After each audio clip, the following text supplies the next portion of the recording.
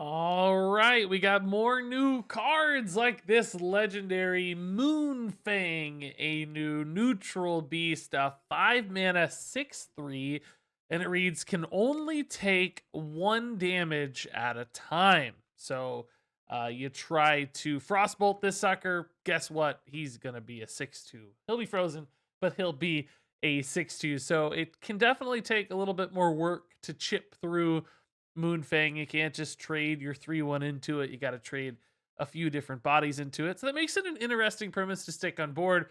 Create this minion that's like a high pressure card.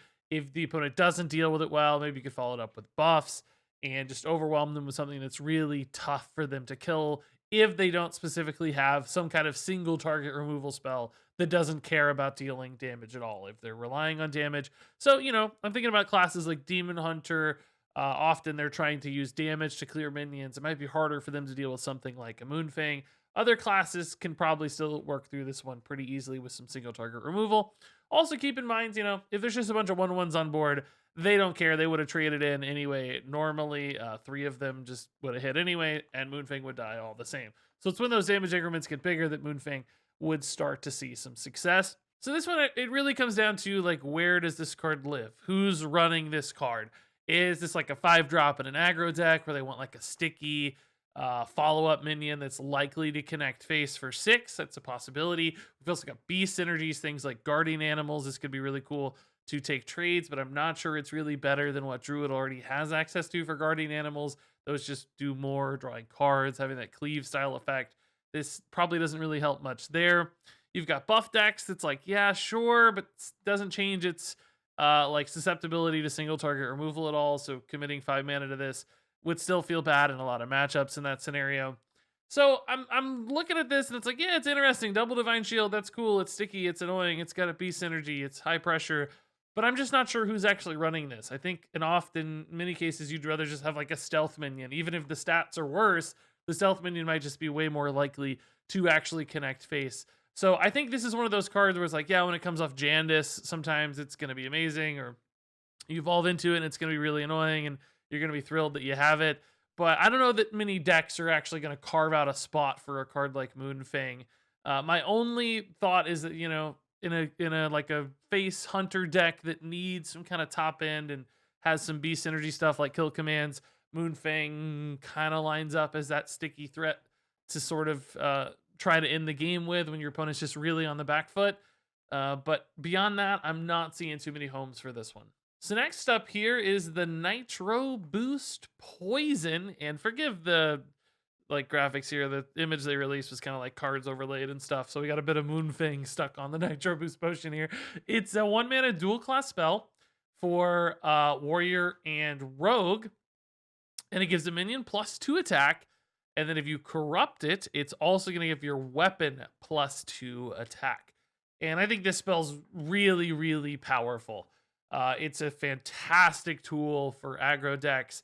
It fits really well into both Rogue and Warrior, who have that great combination of weapons and minion pressure in many cases. I think it's even better in Rogue because they have the reliability of their hero power weapon, and they like really cheap spells to combo things. This just seems like it's going to line up kind of perfectly.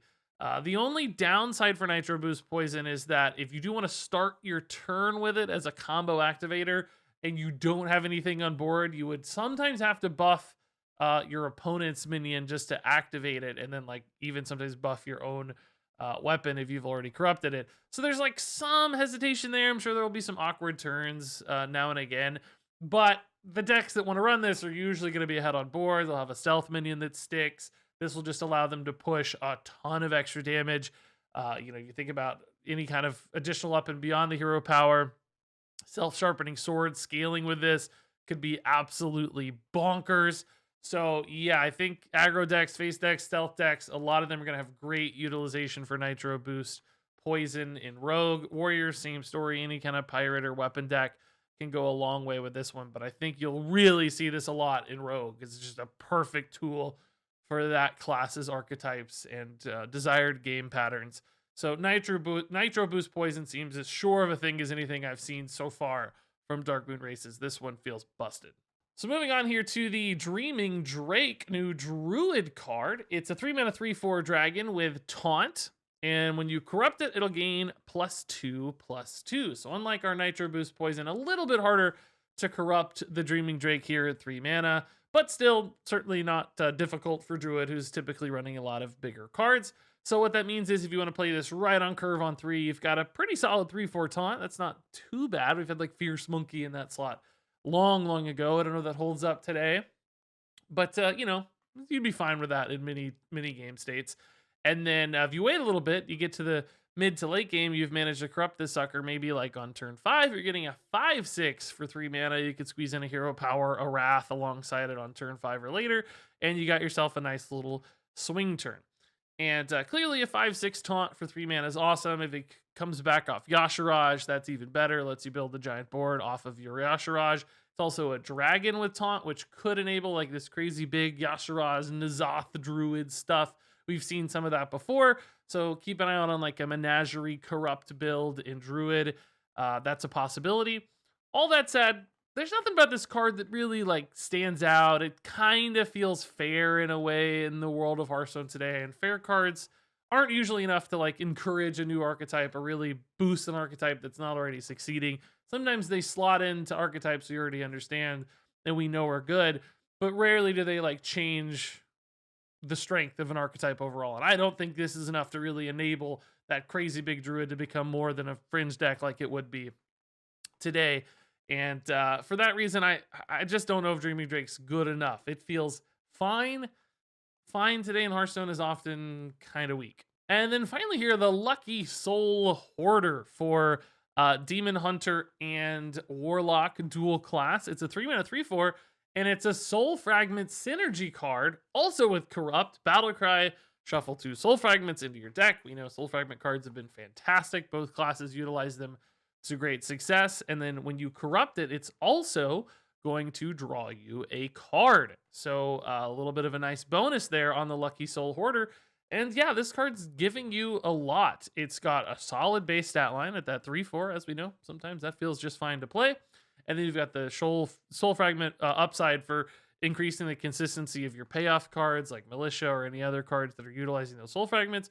So you just have more to work with. That's also 4 health you're going to gain throughout the course of the game. And then if you corrupt this, which really shouldn't be too hard, you're also getting a bonus card. Warlock may not care as much about the card, but they certainly don't hate extra card draw on top of their hero power. And Demon Hunter loves card draw. And sometimes it might even draw you a Soul Fragment for in a pinch heal as well, right after it shuffles it in. So absolutely, I think this card seems reasonable. You know, the question is it directed enough for either of these classes? Like, is it doing something really specific or powerful in those Soul Fragment builds? Like Soul Fragment Demon Hunter, maybe they already have enough Soul Fragments and they just need to make sure they have enough other tools, like different removal packages. And this doesn't necessarily help them because they just have enough Soul Fragments anyway. Warlock could be the same story. So this might be one of those cases where this looks really solid, but it's not incrementing the game plan enough to like carve out its own extra spot. I think there's some risk for this card there, but it just seems like it's giving so much and so consistent, and it has enough upsides that it'll probably overcome that hump. So is this going to be like a defining card for either of these classes? No. Will this be a solid tool in their toolkit? I think pretty likely. So next up here, let's take a look at Armor Vendor, a new neutral 1-mana 1/3 with the Battlecry. Give 4 armor to each hero. So historically, neutral 1-mana 1/3s and anything that's like 4 stats total for 1 mana have been pretty relevant to the meta and often utilized by aggro decks, things like Dire Mole, Blazing Battle Mage, different stat line, but the same stat total. And that's because they're just good bodies to throw down, trade well into 1/1s, etc. But clearly Armor Vendor here is not going to be so good for aggro decks because it's giving armor to your opponent, which is something you don't care about in an aggro deck. But on the flip side, slower control style decks could really utilize a way to get some stats on board early, take some great trades, keep up in that early game while still developing additional health to buy them time for the future. You've also got things like Armor Synergy. Cards like Shield Slam for Warrior could utilize Armor Vendor for that quick, really cheap armor in a pinch, whereas they're usually relying on things like shield blocks or hero powers. This gets you a pretty nice armor spike really affordably on demand as needed. So this feels like a Mistress of Mixtures a little bit, even kind of that Zombie Chow where it has that downside. But I think the upside here for Armor Vendor is actually notably higher because armor's good even on turn one if you haven't taken damage yet. Whereas Mistress of Mixtures, sometimes you'd play that one down and you hadn't really taken a hit before it died, so it felt kind of wasted. This one you can play at any time. You're going to realize the benefit of that additional health guaranteed. And for control decks, you often don't care too much about your opponent's health total at all because you're just going to win in value late. So Armor Vendor makes a lot of sense to me. This looks like a card I think many slow decks will be able to utilize well. It's that like Eternium Rover upside for Warrior. It's just additional health, which could actually be used to even counter things like combo decks where they have a specific amount of damage. If you need more armor than that or more life than that, the only way to get above 30 is a neutral armor card like this one for some classes. So Priest, etc. can go above 30 health, and that could be a big deal too. So handful of ways to use this one. A lot of big numbers on it for its cost. I think Armor Vendor is going to be a really strong card. And then up next here is Barricade, another new dual class card for Warrior and Paladin. This time coming in at 4 mana. By default, it's going to summon you a 2/4 guard with taunt. And then if that's your only minion, the one you just summoned, you will summon another 2/4 guard with taunt. So I really like this design a lot because basically 2/4 taunt minions for 4 mana I think is a really good deal. We've seen like Serenite Chain Gang be a really good card with similar size, but this is even bigger at the 4 mana spot. I don't know if Serenite Chain Gang would be as good in today's world of Hearthstone, but I still think this is just a lot of bodies and a lot of speed bumps and a great counter aggro tool with those stat lines. Even by turn 4, those are still going to get really annoying for a lot of aggro decks to deal with. And the thing I like about the design is the fact that aggro can't really utilize this. Serenite Chain Gang was one of those cards where it's like it kind of was supposed to be defensive, I think, but a lot of times you just see it popped into Zoo because there's a lot of bodies, pressure for 4 mana. Barricade's not going to be great if you're ahead on board because you're only going to get 1/2/4 out of it if you already have minions. But if you're playing from behind, if you're playing in a slower deck, a more defensive deck, you often will have 0 minions on board because your opponent's going to be the one with initiative, taking trades, creating the pressure. You're going to be trying to keep up. So Barricade's usually going to be 2/2/4s in the decks that care about this kind of card, I think. So I love that this card was designed with that in mind, like making it a good defensive tool that's not great for aggro decks. That's sometimes hard to do. Sometimes defensive tools end up being great for aggro anyway. So first off, just love that design aspect. Now, what kind of decks are going to run Barricade, right? Well, I actually think there's a couple good fits. When we have the big Warrior and kind of big dual Paladin packages, both of which right now, by the way, are meta relevant. They're not tier 1 decks, but they're both competitive decks right now.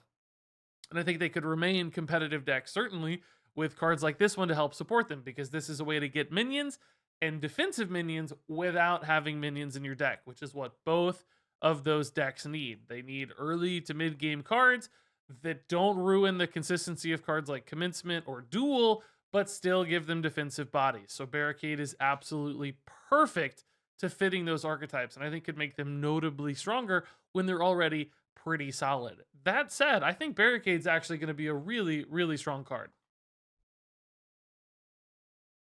Moonfang is a 2-star card.